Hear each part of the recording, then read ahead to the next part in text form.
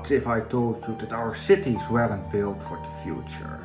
That the way we've designed our streets, our buildings and the very infrastructure is putting millions of people at risk. Every year we see more heat waves, stronger storms and rising sea levels.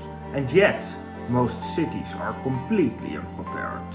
Roads melt, subways flood and homes become unlivable. With just last year, 2024, even having the hottest average surface temperature on record according to an analysis by NASA. But here's the thing. There's a way to prepare, a way to make our cities not just survive, but thrive in a changing climate. Welcome to Future-Proof Engineering, where we believe in a future-proof world that is sustainable, resilient and adaptable to the challenges of climate change and urban growth. I'm Dan, a civil engineer, and in this video we are going to explore climate adaptation and sustainability. What they mean, why they matter and how they will shape the future of our world. Climate change isn't a distant threat, it's happening right now. And the way our cities are built, they're simply not designed to handle what's coming. Most of our cities were designed decades or even centuries ago, based on historical climate patterns. Streets, drainage systems and power grids were built for average weather conditions, but what happens when those conditions no longer exist? Take extreme heat. For example, cities create what's called the urban heat owl effect, where concrete and asphalt trap heat, and it's making urban areas much hotter than their surroundings. Some cities are experiencing temperatures up to 7 degrees Celsius higher than nearby rural areas. That's not just uncomfortable, it's deadly. Heat waves kill more people annually than hurricanes, floods or wildfires combined. In 2022, Europe saw over 60,000 heat-related deaths. Then there's flooding. More intense storms and rising sea levels are overwhelming drainage systems. Cities like Jakarta, New York and Amsterdam are already struggling to keep water out. Without adaptation, entire neighborhoods could become unlivable. But it's not just coastal cities. Urban flooding is increasing everywhere. Many stormwater systems were built for rain events that happened once every 50 to 100 years. But now, these once-in-a-lifetime floods are happening every few years. And on the other end of the spectrum, droughts are becoming more extreme. Many cities depend on fragile water supplies and shifting rainfall patterns, and they are making some places completely run out of water. Agriculture, industry and daily life all depend on this water, and with population growth and climate change, water scarcity could soon affect billions.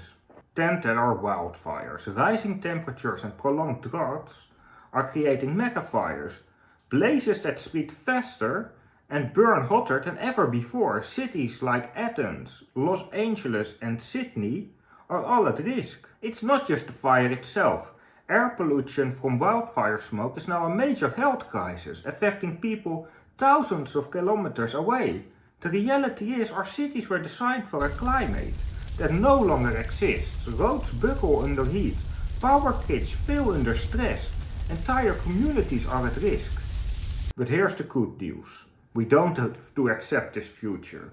We can redesign our cities to not just survive climate change, but to thrive despite of it. And that's where climate adaptation comes in. We have seen the problems, rising temperatures, extreme weather, and cities struggling to keep up. But what if, instead of just reacting to disasters, we designed our cities to handle them, so that we can withstand the changing climate and maybe even thrive in it.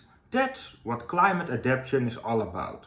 Unlike climate mitigation, which focuses on reducing emissions, adaptation is about building resilience, making sure our homes, infrastructure and ecosystems can survive in a changing world. Let's look at some real-world examples of how cities are adapting right now.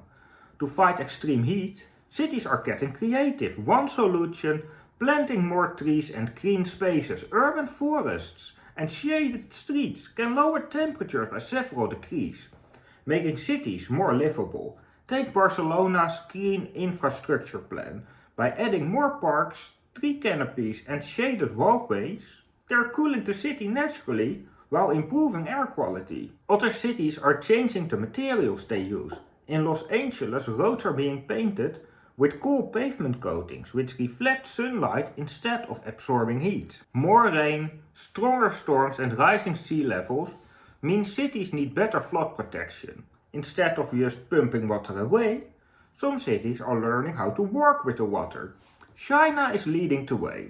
Sponge cities, urban areas designed to absorb water instead of letting it flow to nearby streets and buildings. Permeable pavements, green rooftops and wetlands all help manage rainfall naturally. Meanwhile, in the Netherlands, where 26% of the land is below sea level, cities like Rotterdam are building floating neighborhoods, water plazas and floodable parks to deal with rising waters. As droughts become more severe, some cities are rethinking how they manage water. Recycling wastewater is one of the most effective ways to create a stable supply. Singapore's new water program takes used water, purifies it and returns it to the supply, providing nearly 40% of the nation's water needs. Meanwhile, cities like Cape Town have introduced day zero water saving strategies, pushing people to cut daily usage and redesigning their water infrastructure to be more resilient. Wildfires are growing larger and more destructive, but cities can adapt by being designed smarter. Creating fire-break zones using fire-resistant building materials and introducing controlled burns all help reduce wildfire risk. In California, some communities are reinventing building codes, requiring homes to be fireproofed and surrounded by defensible spaces. These solutions help us adapt to climate change, making our cities and infrastructure more resilient, but here's the problem. Adaptation is like putting on armor to face a storm. It helps us survive, but it doesn't stop the storm from coming. If we only focus on adaptation, we are always playing defense. That's why we need sustainability too, so that we are not just reacting to climate change, but also reducing our impact and preventing the worst effects in the first place. Imagine for me a flood-resistant city that also restores its natural waterways, or a wildfire-prone area where communities not only build fireproof homes, but also stop the deforestation to reduce fire risk in the first place. That's the power of combining adaptation and sustainability. How can we build, produce and live in ways that ensure a thriving future, not just for us, but for generations to come? Sustainability is a word we hear all the time. But what does it actually mean? Simply put, sustainability is about meeting our needs today, without compromising the ability of future generations to meet theirs. Right now, many of the systems we rely on, energy, transportation and food production, are designed for short-term convenience, not long-term survival. They take more than they give back, depleting natural resources and creating pollution that affects us all. But sustainability isn't just about fixing problems, it's about redesigning the way we live, build and grow. It means creating systems that are efficient, renewable and regenerative, so that everything we use, we give back. Sustainability is often broken down into three pillars: environmental, economic and social sustainability. Environmental sustainability means protecting natural resources and reducing pollution. Things like renewable energy, reforestation and circular economies, where waste becomes a resource instead of a problem. Economic sustainability means designing businesses and industries that thrive without exploiting people or the planet. Things like green jobs, ethical production and local economies that reduce waste. Social sustainability means ensuring communities are healthy, safe and equitable. Things like walkable cities, affordable housing and access to clean water and food for everyone. We already see incredible examples of sustainability in action. Cities like Copenhagen that run on renewable energy, the Netherlands using floating houses to adapt to rising sea levels, and companies that are redesigning projects to be reusable instead of disposable. But sustainability isn't just about big projects, it's about everyday choices. How we design our homes, choose our foods, and even build our roads all play a role in creating a future-proof world.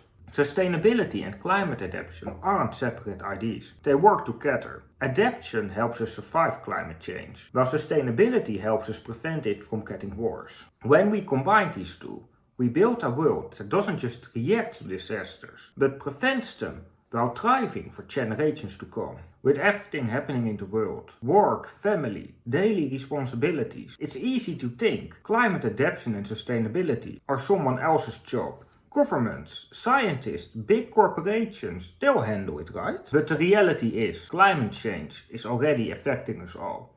Rising food prices, heat waves in our cities, flooding in places that never used to flood. These aren't distant problems, there are problems. Today, whether you live in a city, the countryside, or near the coast, the changes are hitting closer to home than ever before. It's not just about the environment, it's about your health, your home, your finances and your future. The choices we make today determine whether we are prepared or caught off guard. The good news, you don't need to be a scientist or a policymaker to make an impact. Every decision, how we build, what we buy, the energy we use, shapes the future we are creating. Just imagine if we designed our homes to stay cool naturally, instead of relying on air conditioning. Or if we build roads that absorb water instead of flooding. Or if cities invested in green spaces that lower temperatures and improve air quality. These real solutions happening right now, and the more people understand them, the faster they become the norm. The future isn't set in stone. We have a choice.